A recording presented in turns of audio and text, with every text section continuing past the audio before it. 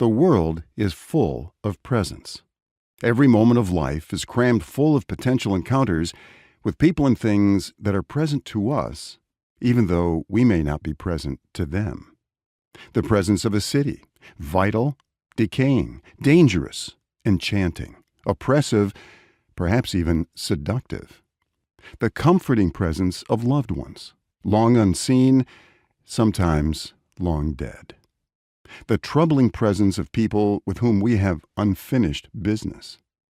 The evocative presence of a sacred space, perhaps a cathedral, a grove of trees, a shore's edge, or wherever we are called into awareness of the transcendent.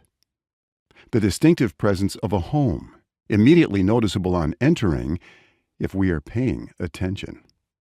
The unmistakable presence of death that we might experience at a funeral. The plethora of presences that confront us on entering an art gallery, walking through a shopping mall, or attending to sea life in a tidal pool. The numinous presence of the wholly other, both at times and in places that might be expected, but also at times and in places and ways never expected. The puzzling presence of someone we encounter, disturbing us in ways that may be good or bad, but that cannot easily be ignored. What is this strange thing called presence? Presence is the awakening that calls us into an engagement with some aspect of the present moment.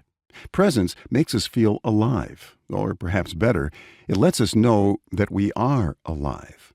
It demands that we notice, and in so doing, the distance between whatever we notice and us is suddenly reduced. We feel connected. Sometimes this might feel like more connection than is comfortable.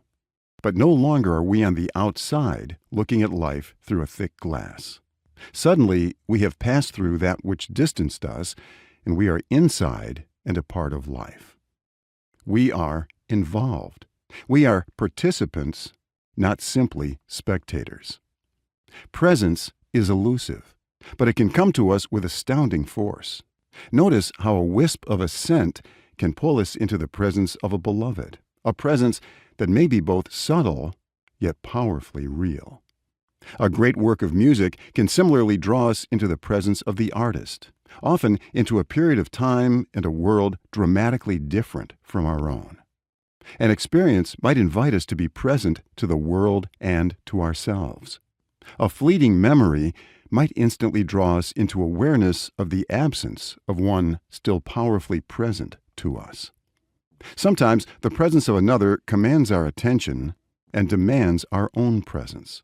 The Gospels tell the story of Jesus teaching in the temple, and they describe those hearing him as being astounded because he taught as one having authority.